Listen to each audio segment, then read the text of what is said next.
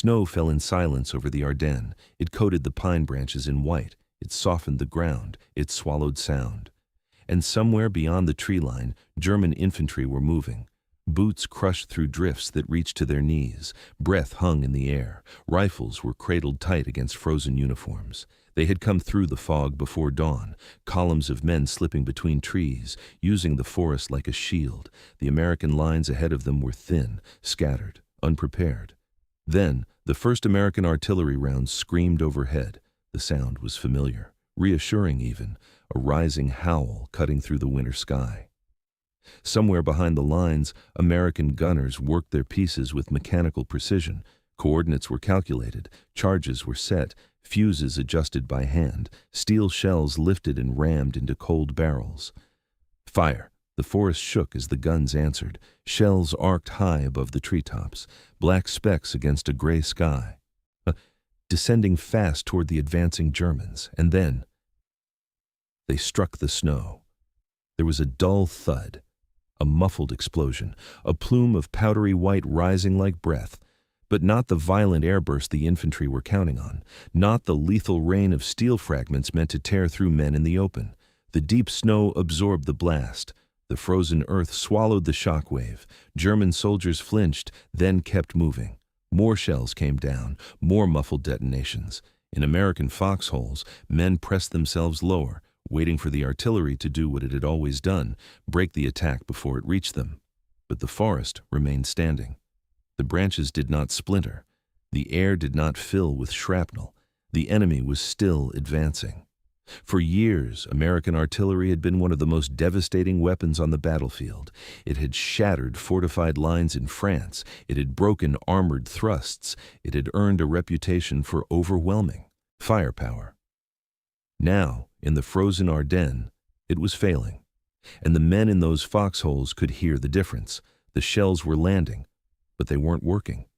The attack had begun 3 days earlier, December 16th, 1944. Before dawn, under heavy cloud cover, German artillery opened fire across an 80-mile front.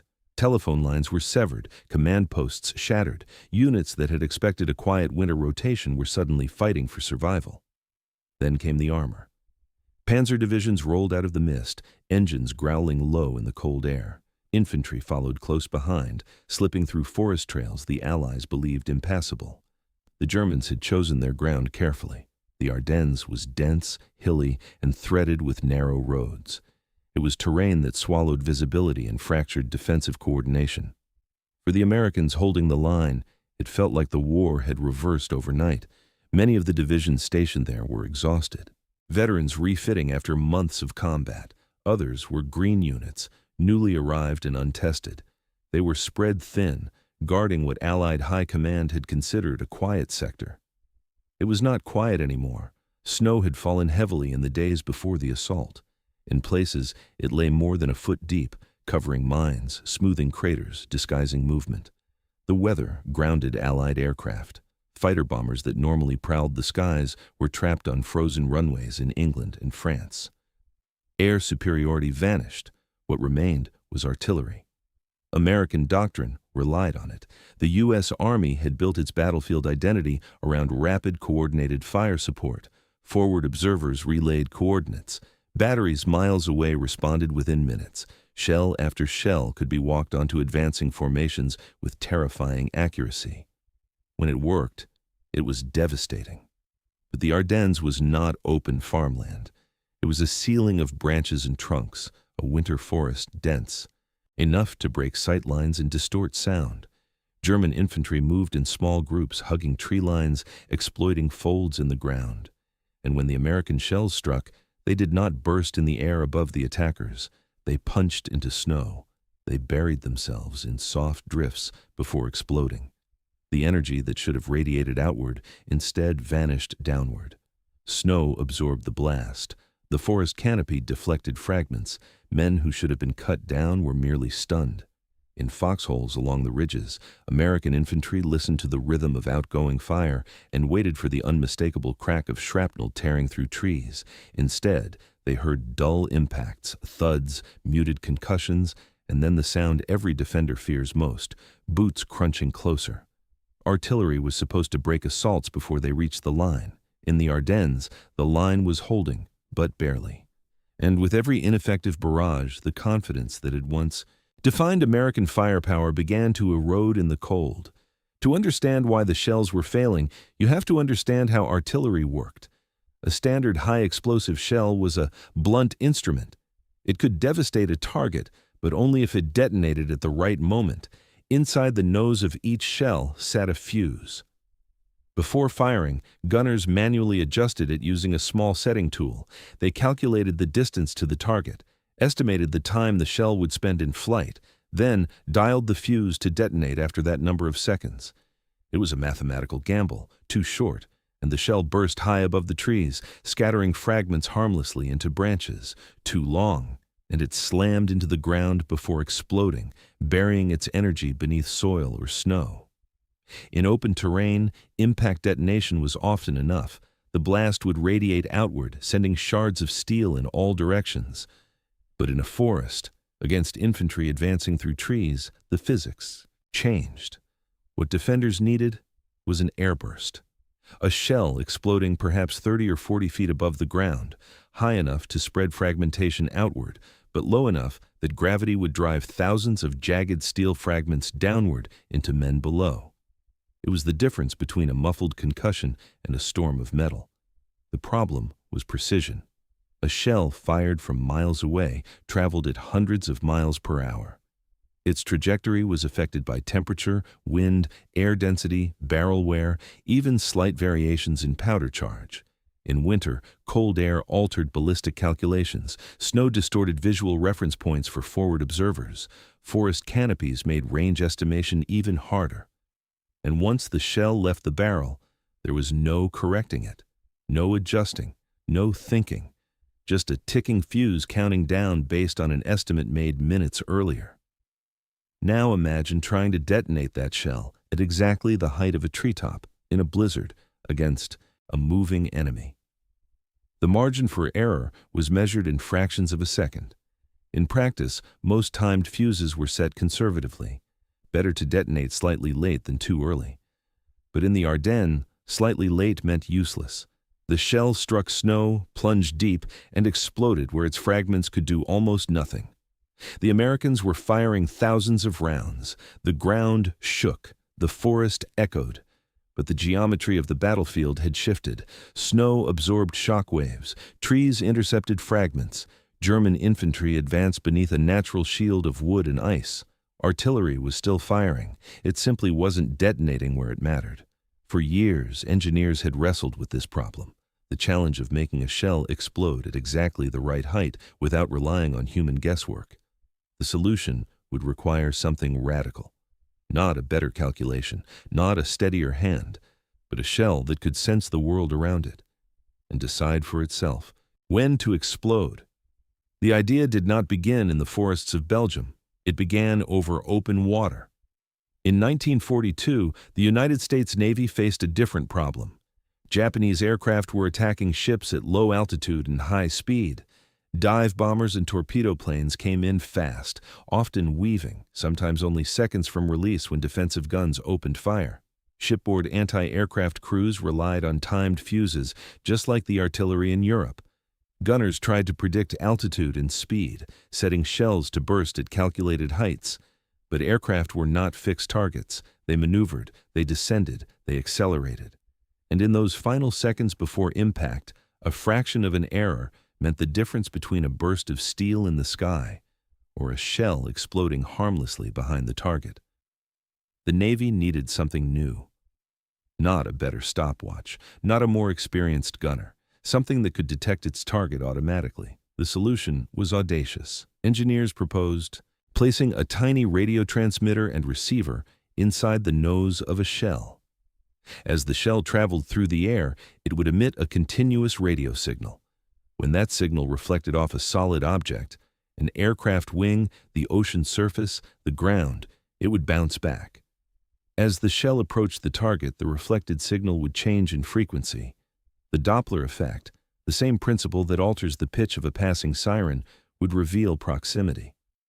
When the change reached a specific threshold, the fuse would trigger detonation, No timing estimate, no manual guesswork. The shell would explode at the exact moment it sensed it was close enough. It was, in essence, a miniature radar station traveling at supersonic speed. But building it seemed almost impossible. An artillery shell experiences thousands of G-forces the instant it is fired. The acceleration is violent enough to crush fragile components. Vacuum tubes, the delicate glass devices that powered early electronics, were never designed to survive such shock. Engineers had to redesign them from scratch. They thickened glass envelopes, reinforced internal supports, encased circuitry and protective compounds. Every component had to be compact, durable, and perfectly aligned. Then there was the problem of reliability. A fuse that detonated too early would be useless. One that failed to detonate at all would be catastrophic, leaving an intact, unexploded shell on the battlefield. Testing was relentless. Shells were fired again and again, shattered, dissected, rebuilt. Entire research teams worked under strict secrecy. Even many senior officers did not know the full details of what was being developed. When it finally worked, the results were extraordinary. Anti-aircraft shells no longer needed perfect timing. They detonated automatically when close to enemy aircraft. The probability of a kill increased dramatically. It was called the variable time fuse, VT for short. Officially, it was simply an improvement in ordnance. In reality, it was a revolution. But it was also fragile in another way. If a single unexploded shell fell into enemy hands and was reverse engineered, the technological advantage would vanish overnight. So, the decision was made. The proximity fuse would be used at sea, where duds were likely to sink beyond recovery. On land, especially in Europe, it was considered too dangerous to deploy. The secret was too valuable. And for nearly 2 years, it remained locked away from the very battlefield that needed it most. By 1944, the proximity fuse had already proven itself at sea. In the Pacific, American ships used it to tear through incoming aircraft. Shells that once relied on perfect timing now detonated automatically when they approached their targets. Pilots who had once threaded through defensive fire suddenly found the sky exploding around them. The results were unmistakable. But naval warfare offered one advantage that land combat did not. Water swallows secrets. If a proximity-fused shell failed to detonate over the ocean, it vanished beneath the surface. There was little chance an enemy engineer would ever retrieve it intact. Europe was different. The Western Front was a landscape of farms, forests, villages, and roads. Shells that malfunctioned would not sink into deep water. They would land in fields, in hedgerows, in mud. And if even one unexploded round was recovered by German forces, the consequences could be enormous. Inside that shell was one of the most advanced electronic devices ever placed on a battlefield. Miniature vacuum tubes, precision circuitry, a radio transmitter compact enough to fit in the palm of a hand. The design represented years of research and millions of dollars in development, a technological leap that few believed the Axis powers had yet achieved.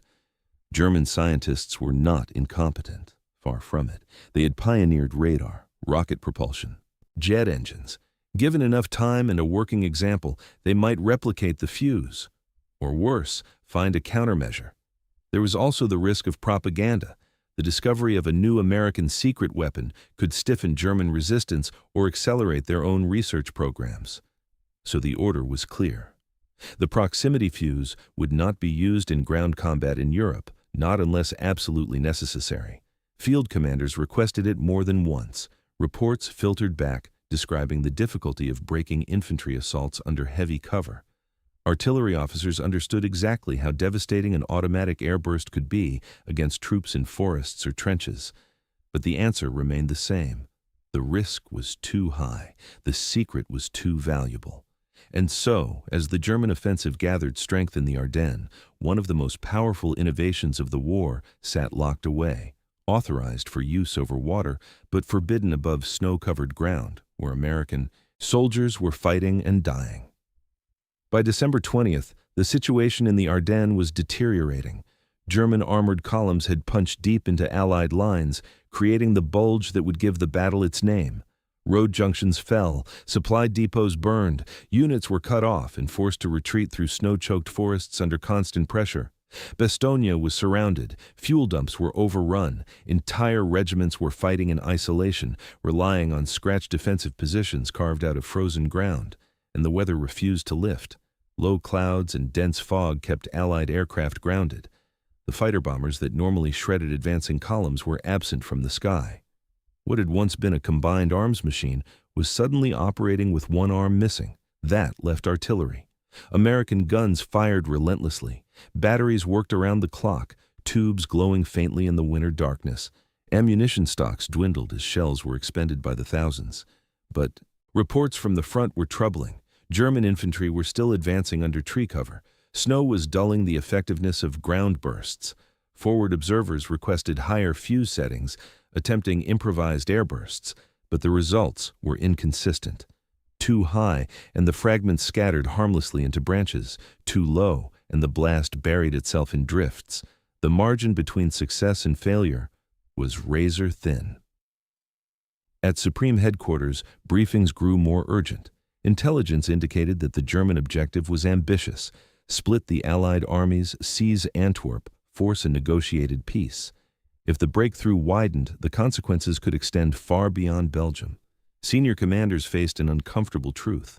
The proximity fuse existed. It worked, and it was sitting in storage while infantry divisions bled in the snow.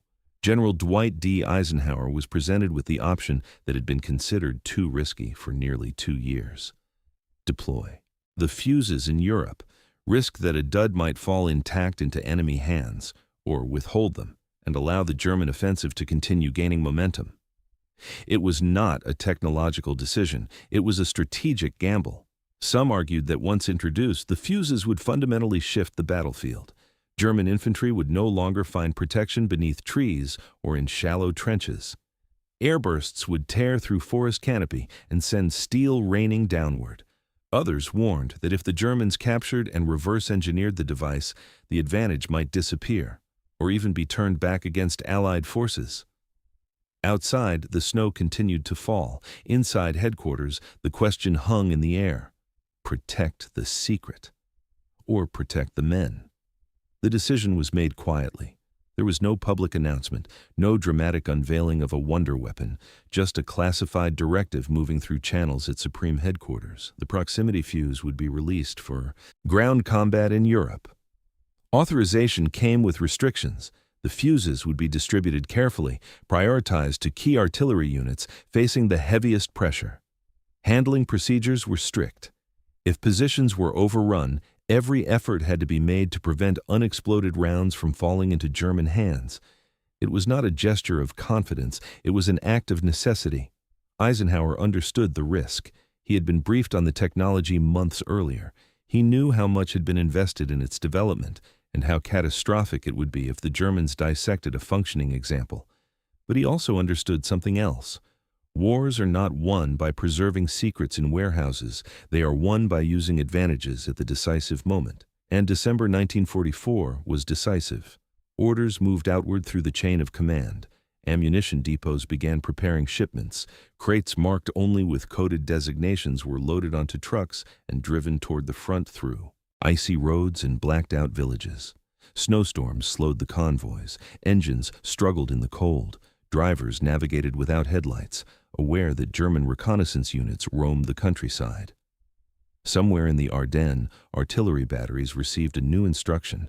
New fuses would replace the old ones. No explanation beyond that. Gunners opened crates and examined the unfamiliar devices, compact, heavier in the nose, sealed differently from the standard timed models they were used to setting by hand. There would be no more twisting of dials to estimate detonation time. This time, the shell would decide. On frozen ridgelines overlooking advancing German formations, artillery officers adjusted their fire plans. Coordinates were confirmed, charges were measured, the guns were laid in. And as the first rounds were chambered, no one on the firing line knew for certain whether the gamble would work or whether history had just shifted in the quietest way imaginable. The guns fired just before dawn. A gray light filtered through the trees as American artillery batteries loosed another barrage toward the advancing German infantry. To the men in the foxholes, it sounded no different than the days before. The same deep concussion of outgoing fire, the same long rising scream as shells tore through the frozen air. German soldiers heard it too. By now, they had grown accustomed to the rhythm. They had learned that if they kept low and moved quickly between trees, the worst of the explosions would be swallowed by snow. The ground would shudder.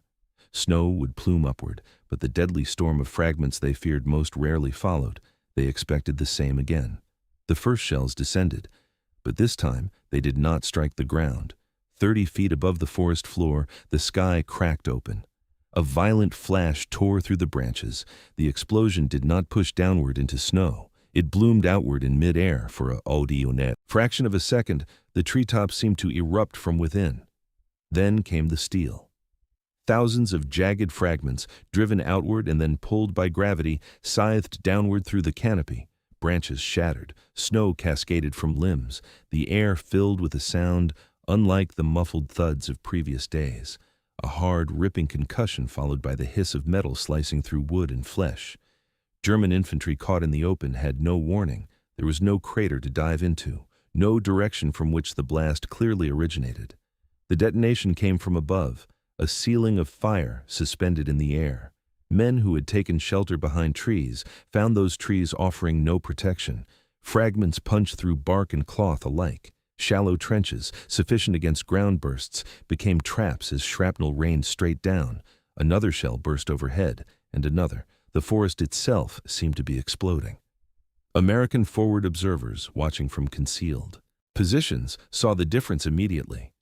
Instead of snow plumes marking buried detonations, they saw flashes hanging in the air, precisely where German formations were moving.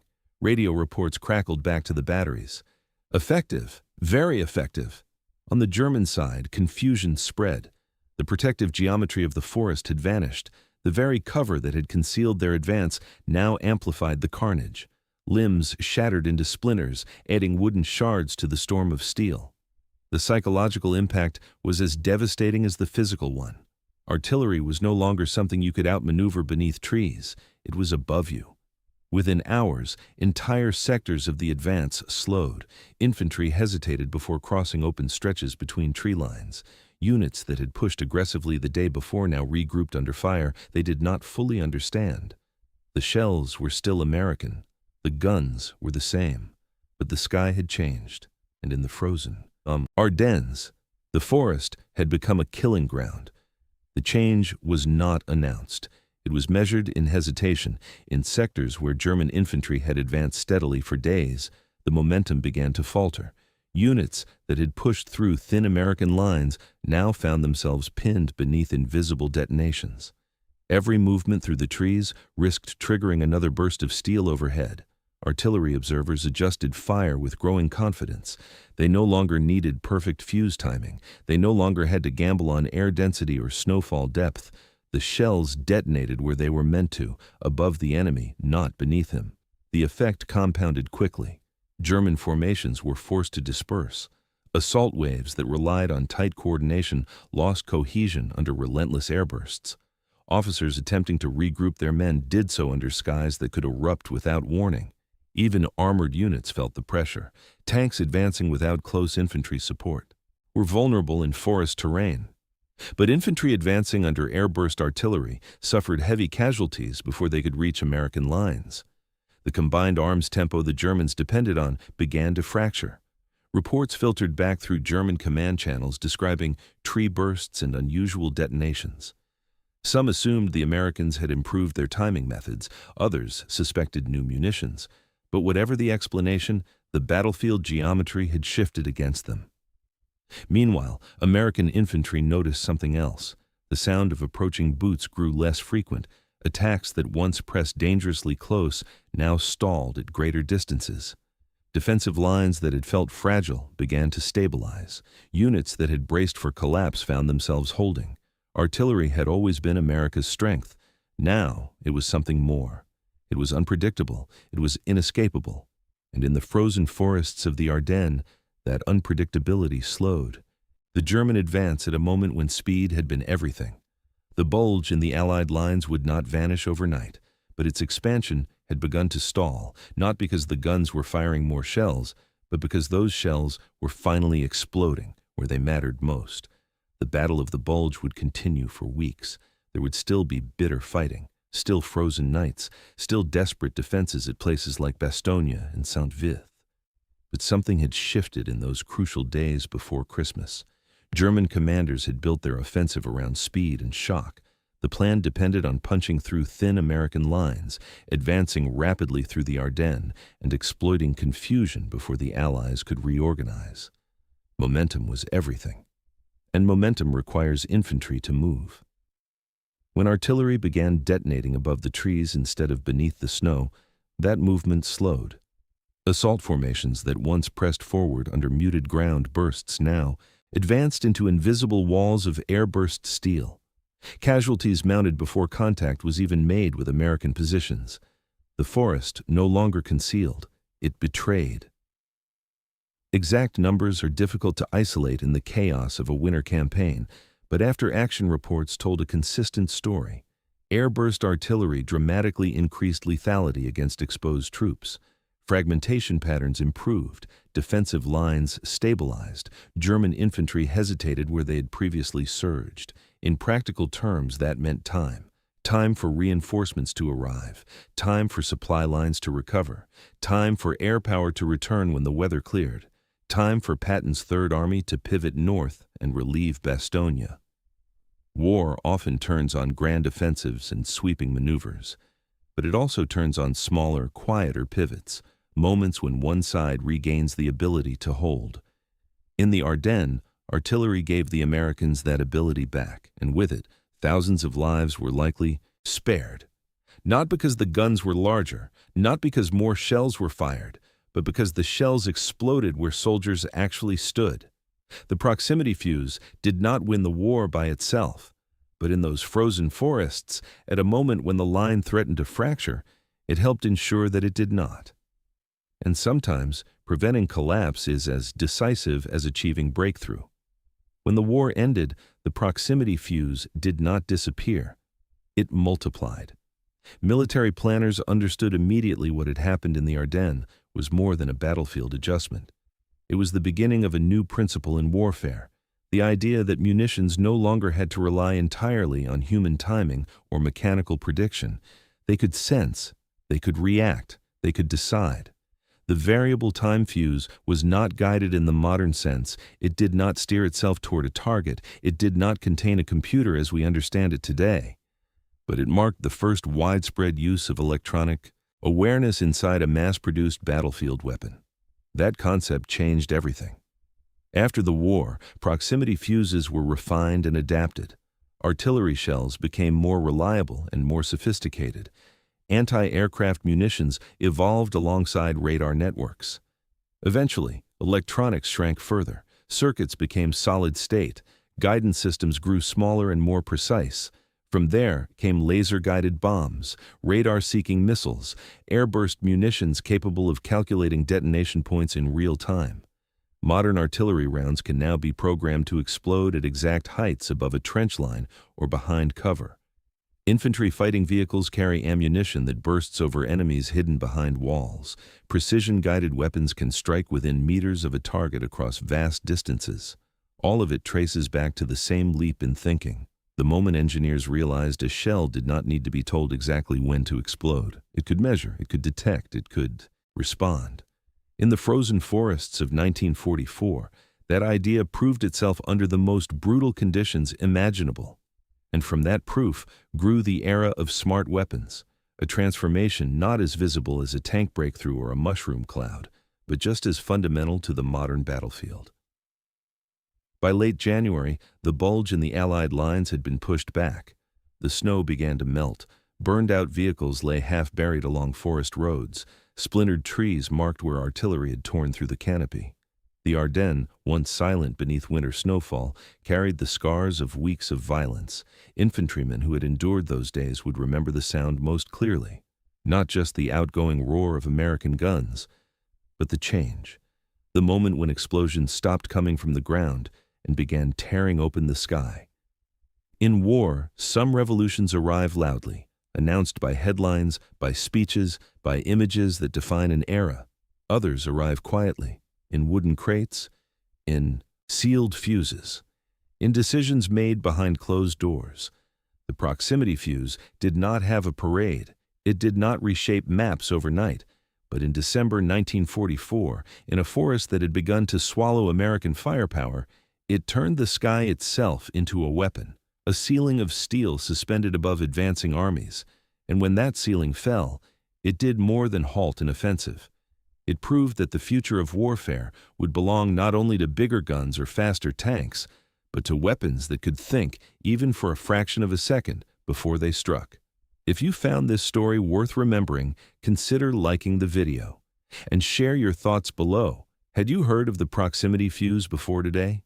Because sometimes the most decisive changes in history are the ones that explode above us and leave no monument behind.